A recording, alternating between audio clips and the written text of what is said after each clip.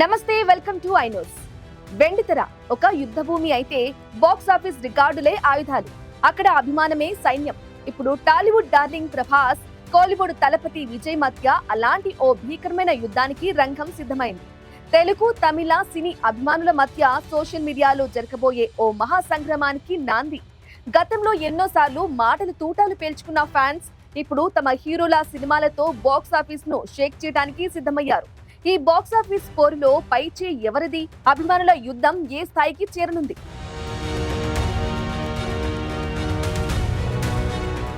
Social మీడియాలో తెలుగు, తమిళ సినీ అభిమానుల మధ్య మాటల యుద్ధం కొత్తేమీ కాదు. చిన్నపాటి స్పార్క్స్ తోనే మొదలై పెద్ద వివాదంగా మారుతుంది.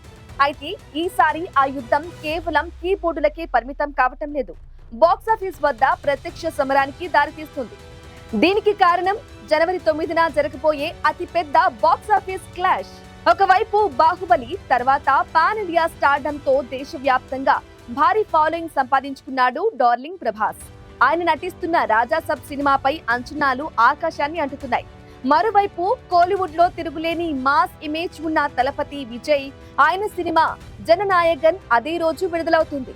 విజయ్ కి తెలుగు రాష్ట్రాల్లో కూడా భారీ మార్కెట్ ఉండటంతో ఇక్కడ కూడా ప్రభాస్ సినిమాకు గట్టి పోటీ తప్పదు. ఈ పోటీ కేవలం ఇద్దరు స్టార్ హీరోల మధ్య కాదు, ఫ్యాన్స్ మధ్య ఉన్న గ్రూపు రాజకీయాలకు కూడా వేదిక కానుంది. ఇటీవల రజనీకాంత్ కూలీ సినిమాకు ఎన్టీఆర్ వ్యతిరేక వర్గాలు మద్దతు పలికినట్లుగానే ఇప్పుడు తెలుగు రాష్ట్రాల్లోని ప్రభాస్ వ్యతిరేక వర్గాలు విజయ్ సినిమాకు మద్దతిచ్చే అవకాశం ఉందని విశ్లేషకులు భావిస్తున్నారు.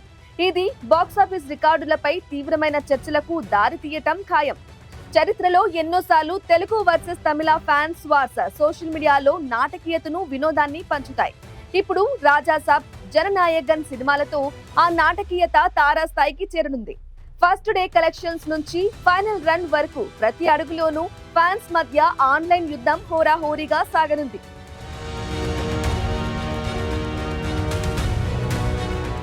ఇక సంక్రాంతికి ముందే మొదలవుతున్న ఈ బాక్సాఫీస్ సమరంలో అంతిమ విజేత ఎవరో తేలాలంటే జనవరి 9 వరకు ఆగాల్సిందే.